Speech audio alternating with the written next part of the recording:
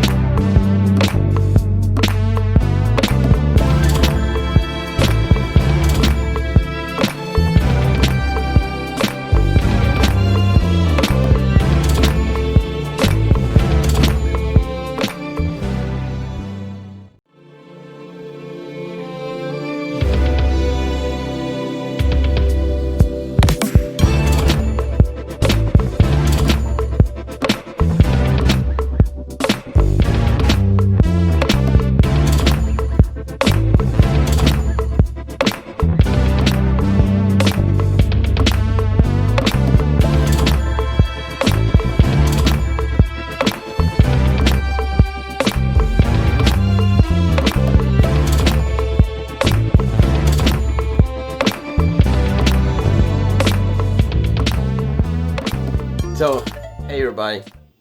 I hope you like this video.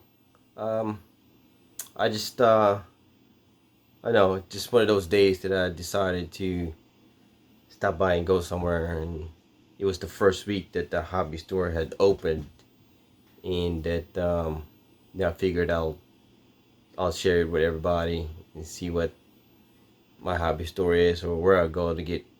I would say 90% of my RC stuff comes from that hobby store, and